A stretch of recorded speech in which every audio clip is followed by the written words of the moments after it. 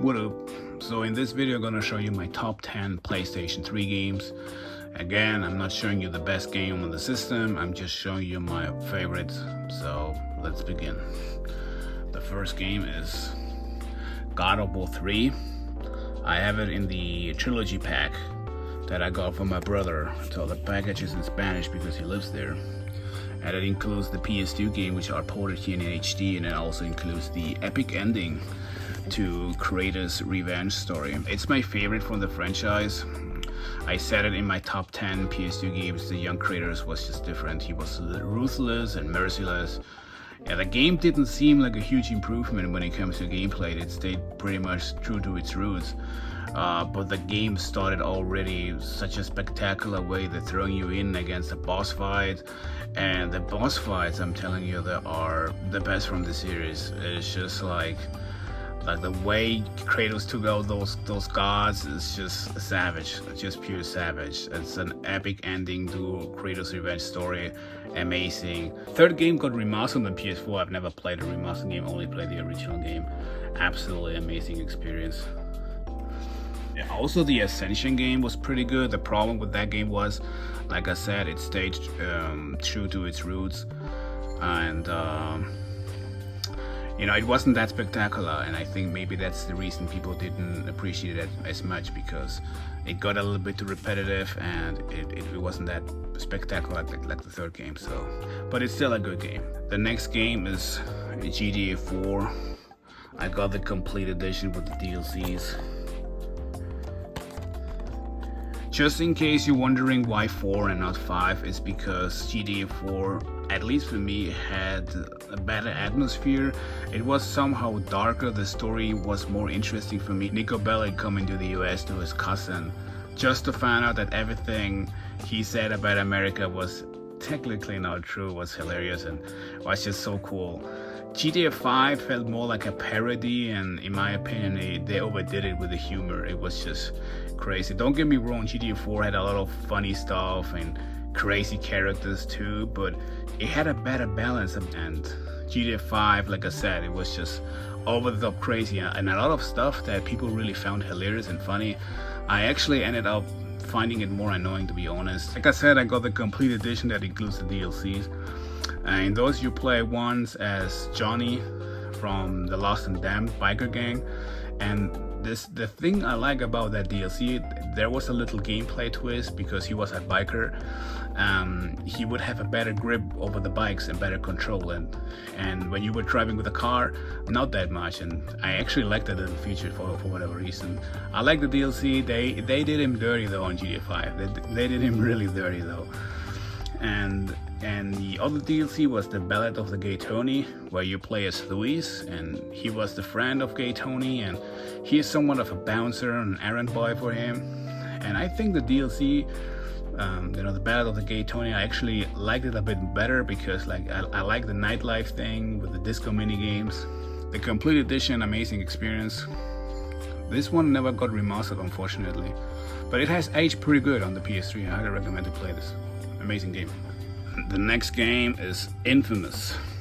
Got this game when the PlayStation Network got hacked. I believe it was in 2011.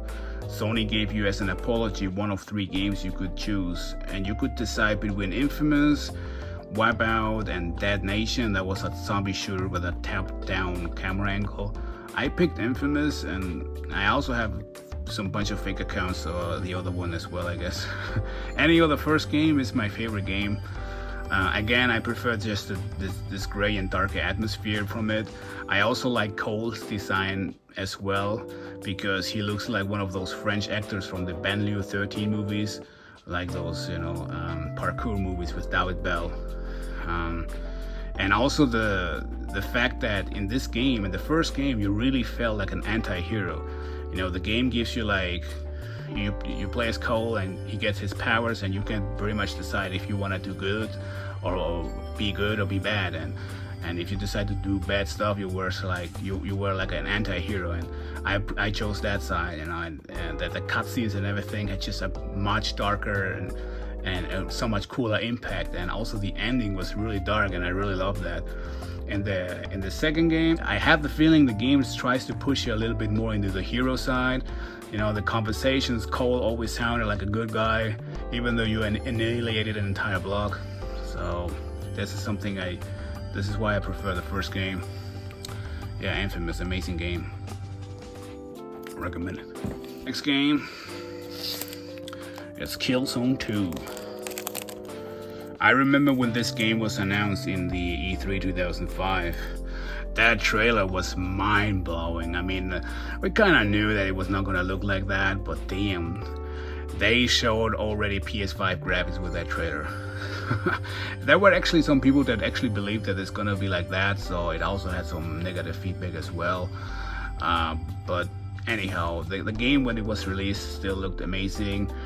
And I really like the story and also the multiplayer part. And this is something that, you know, I'm not into shooter games whatsoever. I just only played a handful of multiplayer games online. And those were Battlefield 1942, Counter-Strike, Call of Duty Modern Warfare 2, Titanfall, and this one. You know, I mean, Rainbow Six Siege, only the first 2 seasons. You know, in the middle somewhere, the game just got too many gimmicks and I dropped the game. But anyhow, Killzone 2 kept me busy with the online mode for a long time, more than I expected. It was really, really fun and I really appreciated that. So that's why I like this game a lot, Killzone 2. The third game, for whatever reason, didn't really catch me that much. I don't know. Maybe they started with this exoskeleton thing. And I don't know, maybe that's why, you know, when a game throws too many gimmicks at you, it kind of turns me off, and I guess it happens with this one as well. So unfortunately, but Killzone 2, I don't know, I just have great memories with that. Next game, it is in every top 10 video game series, and it has to be. It's Metal Gear Solid 4. Metal Gear Solid always brought gaming to the next level when it comes to storytelling and characters and gameplay. Absolutely fantastic game. The Back to Shadow Moses moments were fantastic. The ending was overall satisfying, I must say. They released the 25th anniversary edition like a few years after the original release, and they released also the trophies. So, and even though I played a lot, but I got a burnout before they released the trophies with the 25th anniversary edition with the game series, because I played the games 2 times in a row, and then I decided to make a marathon and I played the entire Metal Gear Solid series, and then I was kind of like, I needed a break from Metal Gear Solid, and this is the time when they released the trophies with the 25th anniversary edition. So even though I played so many hours, I have 0 trophies with this game with the PS3. Yeah, I hope they release this in a master collection or something, because this game deserves definitely a remaster. Absolutely amazing game, love it. Pro Evolution Soccer 13.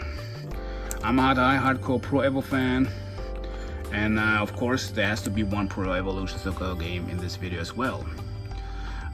12, 13, they are fantastic games, and I prefer just 13. This was the last game with the old engine. After this they switched it to the Fox engine, which is also like now the old engine because they swept to the Unreal Engine. You notice this game was pushing its limits. There were some FPS drops during corner kicks, and the replays are just unwatchable unless you know, take manual control over them. It still looks very good for a PS3 game, and it plays very, very good. And if you like football games, I do recommend the PlayStation 3 sports games, I'm telling you. The next game is Red Dead Redemption. I know people love Arthur Morgan and might prefer him than John Marston, but people really underestimate what a badass John Marston was in the first game. It's just that in the second game, John looked like a man who was running away from his responsibilities, and makes him look like a coward in a way. But in the first game, man, he is a man on business, I'm telling you. He fought in the Mexican Revolution on both sides. Now, unfortunately, the game itself hasn't aged that well, and if you compare it with the second game, it looks like there is no reason to play it. But believe me, there is something this game did actually better, and that was the Wild West flair this game had. The background, ambient vibes, music, whatever you want to call it, it was always on point, and it just felt you were watching a spaghetti western. It was so good. Also, the dialogues in this game with John were just different. There was always a tension in air. It was different. I'm telling you, it was really good. I really wish they would remaster this game somehow with the graphics and the gameplay from the second game, because I'm telling you, John Marston was a badass character. The story is really good, and the game itself is really good back then, you know. But yeah, Red Dead Redemption. The next game,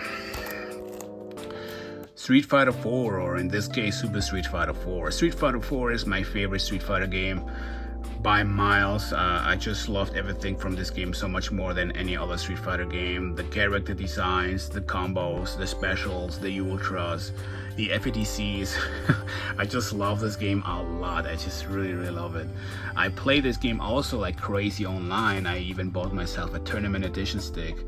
My characters were Cammy, Chun-Li, and Fuerte. The only thing I did not like about this game was the rating system, because it was really grindy. You needed to grind your butt off to get the next rank. You know, you start, I believe, from C-, you go up to C and C+, and then B- and B and B+, and man, it was just so grinding. When you were losing once or twice, you just lost the entire rank, and you needed to grind again till you reach the next rank. That kind of like demotivated me after a while, and so I was just playing after a while just for fun, and eventually I dropped the game completely. I bought the game last week on sale on Steam for $4, and man, I'm telling you, the game still look good, man. I'm telling you, if play it remastered on PS4 or on Steam, the game is still absolutely beautiful. Yeah. I also have the Ultra Street Fighter 4. I haven't even sealed. I just haven't, you know, because I dropped it when the arcade edition. I got myself the arcade edition digitally, and when Ultra came out, I was already out, unfortunately, so that's why it's still brand new and sealed. But fantastic game. Next game is Uncharted II. This is my favorite from the franchise.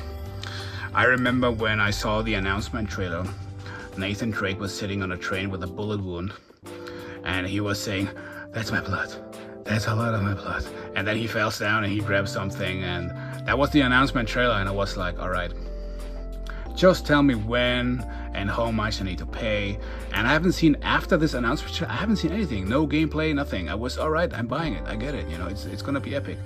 And I bought it blindly, and I just went to the store, I bought it, and I love it through and through.